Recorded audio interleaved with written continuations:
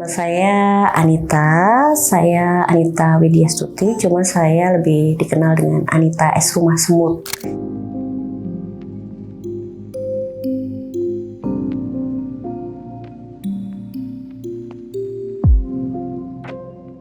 Saya memulai usaha es krim itu di tahun 2014 dan waktu itu saya ibu-ibu biasa yang ya suka lihat resep-resep di Facebook gitu kan. Kemudian saya mulai eksekusi nih, di situ kan ada juga resep-resep jualan.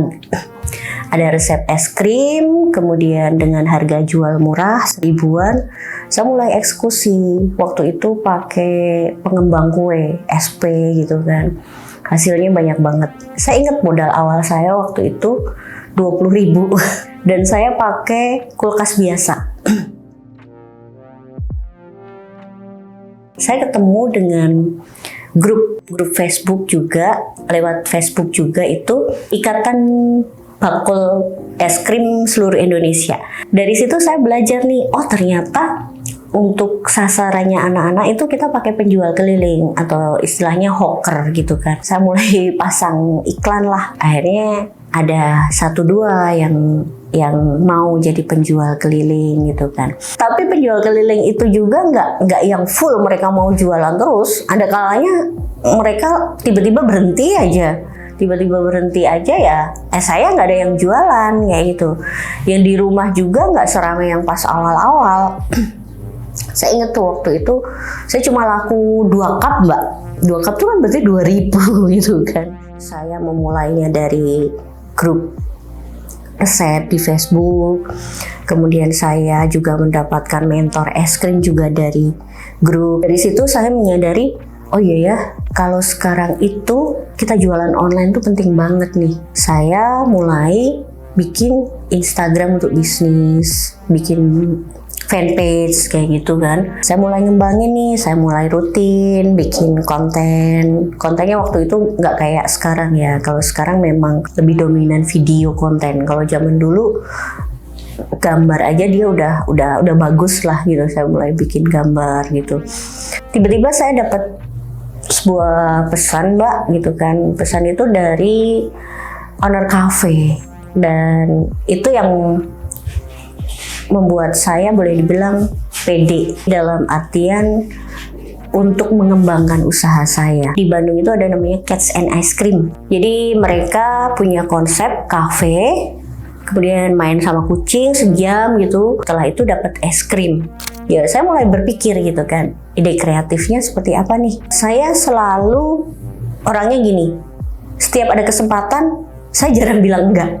Jadi kesempatan apapun saya bilang iya, urusan nanti komplain, urusan apa nanti dulu lah gitu kan. Untuk cafe ini saya bikin rasa yang enggak pasaran. Jadi ada red velvet, green tea, cappuccino, bubble gum, dan lain-lain. Ada kalau nggak salah 10 rasa lebih lah untuk cafe.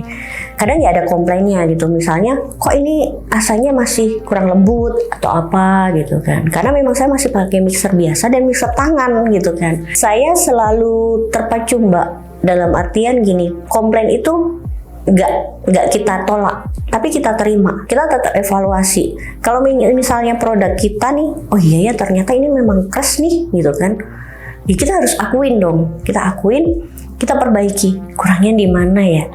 Dari situ saya belajar, saya riset lagi, kenapa sih es krim itu bisa keras itu icy itu loh, karena kandungan airnya banyak gitu kan. Dari situ saya mulai belajar upgrade untuk resepnya, untuk produknya saya upgrade lagi gitu.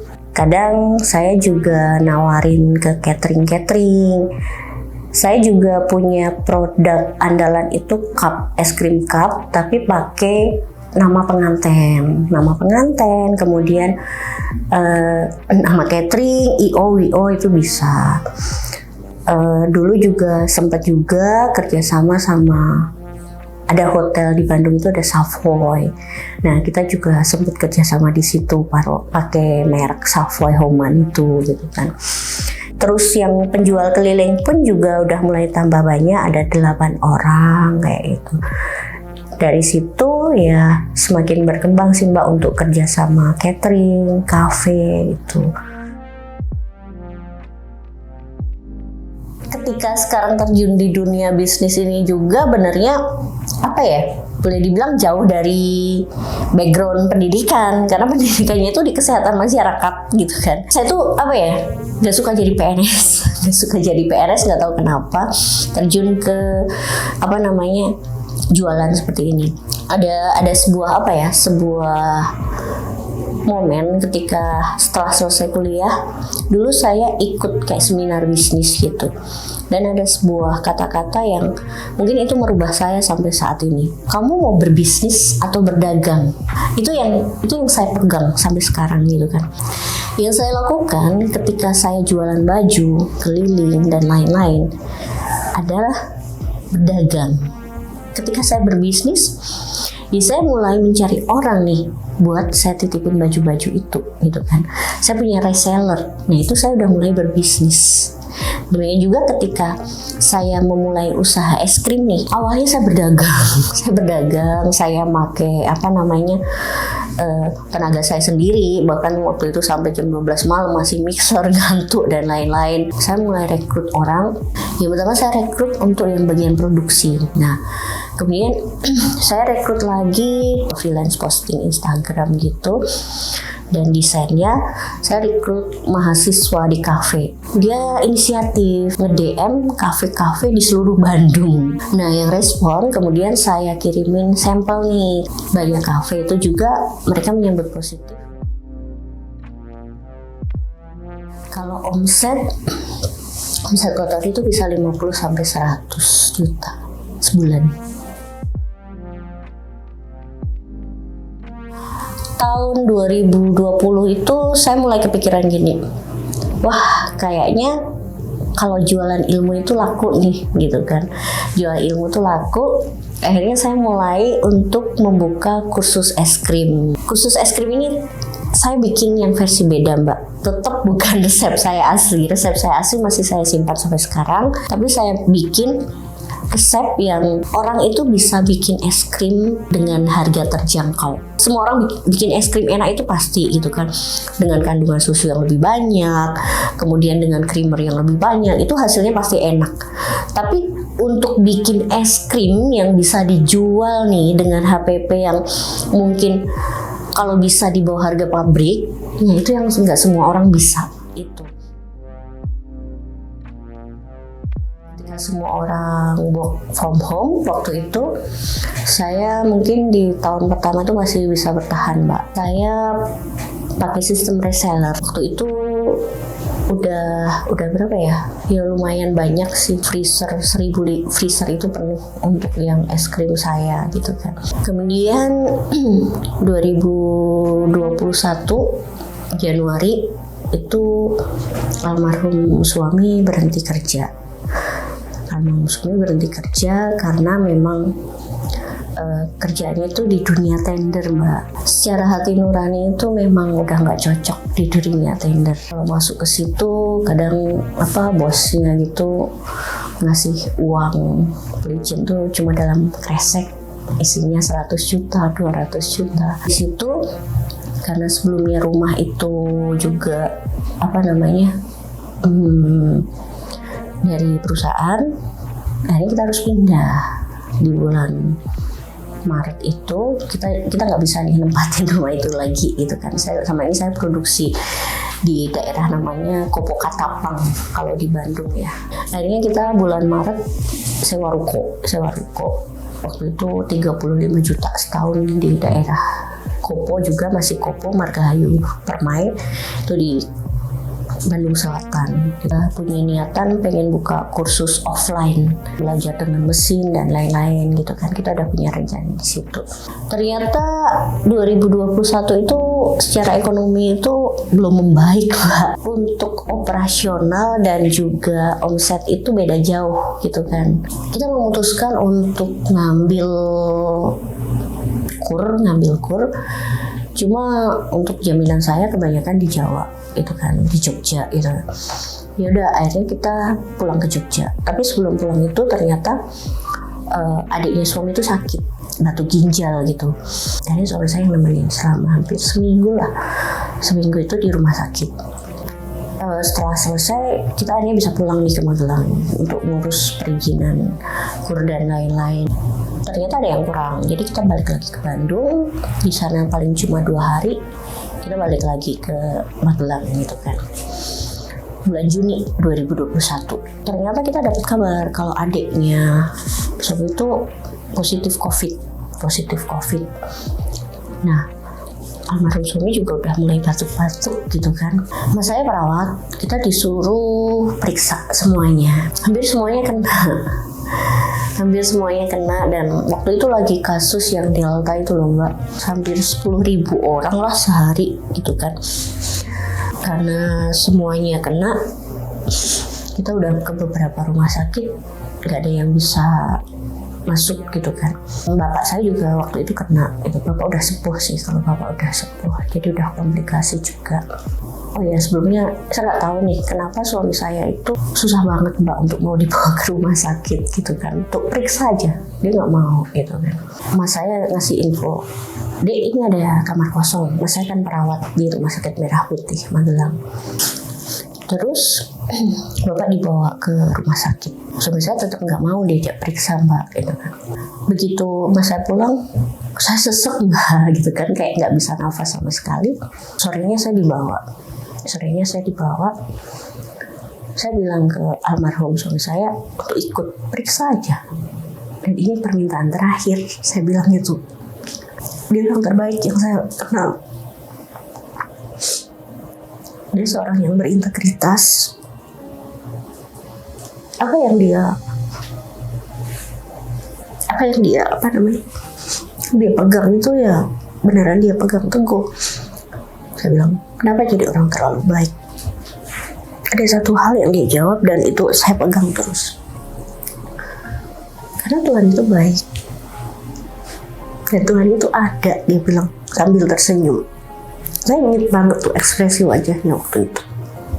Saya baru dapat megang HP itu hari Sabtu sore kalau nggak salah, atau Minggu pagi saya lupa gitu kan. Baru diantar baju ganti dan HP saya cas gitu kan. Nggak lama mas saya nelpon, Mbak, ini Rewan nggak ada gitu kan. Aduh, saya nggak tahu sih harus gimana. Dan akhirnya saya memutuskan pulang, Pak. Belum boleh pulang gitu kan. Itu adalah sebuah momen yang benar kan, kalau disuruh mengingat dan menceritakannya pun masih ada kayak mutar film, detailnya pun masih ingat. Sebenarnya nggak ada di minggu malam, bukan minggu malam sih, malam minggu, Sabtu jam 12. Itu kayak titik balik gitu Mbak dalam hidup saya. Saya nggak bisa nerusin usaha di Bandung juga sendiri gitu kan. Akhirnya saya ini semua, saya mau pulang semua ke sini gitu kan. Saya usaha di sini. Waktu itu tanggungan saya cuma mobil sih gitu kan. Saya nggak ada tanggungan hutang lain gitu kan. Tanggungan saya cuma mobil. Dan Juli 2021 itu beneran mengubah sebuah nilai hidup saya. Yang kelihatan mata ini bisa hilang loh dalam sekejap. Berapa harta yang kita miliki, berapa banyak orang yang mungkin mencintai kita, itu bisa hilang karena kehilangan orang yang beneran terdekat, kehilangan orang yang beneran dalam artian bisa mengendalikan saya, orang yang beneran mengerti saya, bahkan melebihi orang tua saya gitu kan. Itu beneran merubah hidup saya, Mbak. bisnis saya yang mungkin tadi saya cerita, yang menjadi kayak kebanggaan saya, itu bisa diambil juga dalam sekejap. Ketika pulang pindahan juga pulang saya bingung mau ngapain gitu kan, mau mulai segala sesuatu juga modal dari mana gitu kan. Uang pegangan mungkin cukup buat berapa bulan aja gitu kan, 6 bulan. Dan sampai bulan Desember itu saya boleh dibilang menenangkan diri gitu kan. Menenangkan diri, saya banyak buku gitu kan, buku tentang spiritual, buku tentang menyembuhkan diri sendiri seperti itu.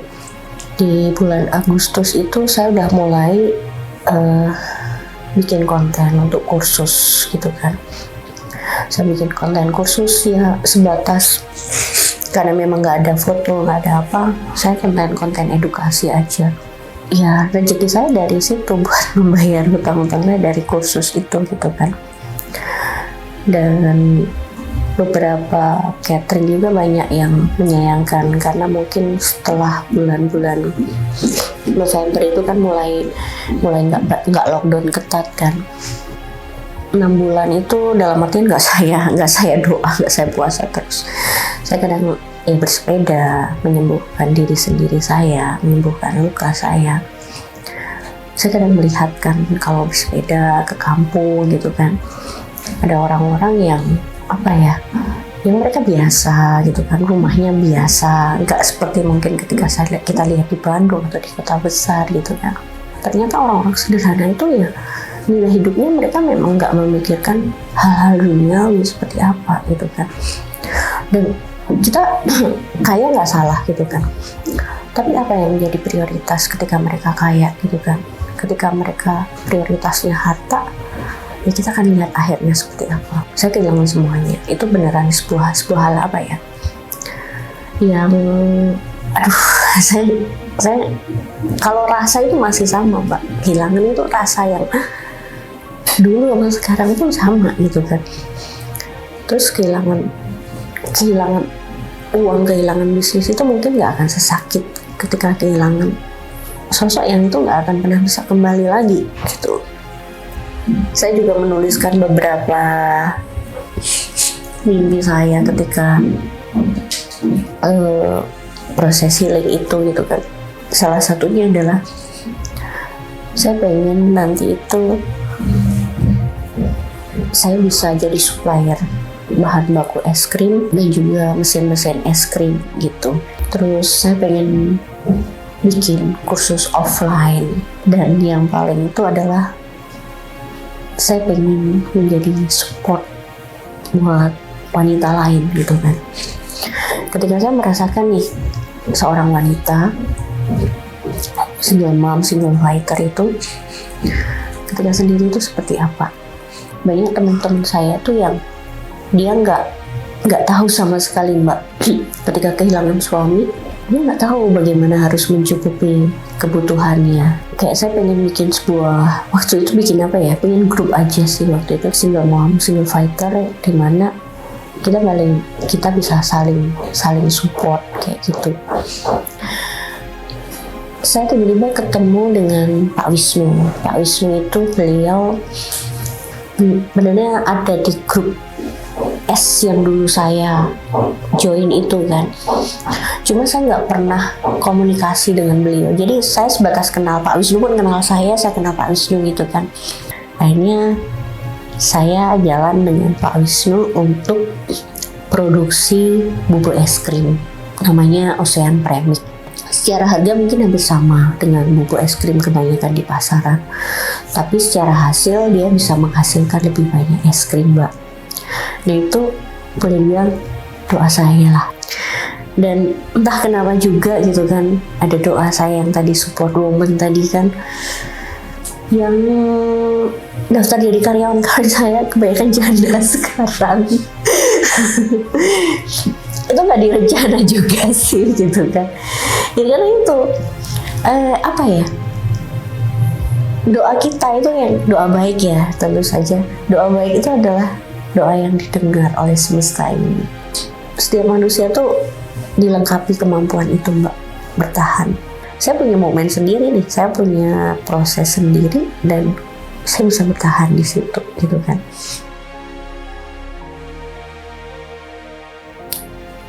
Kalau saya sekarang hidup untuk anak saya sih, itu yang pasti, hidup untuk anak saya.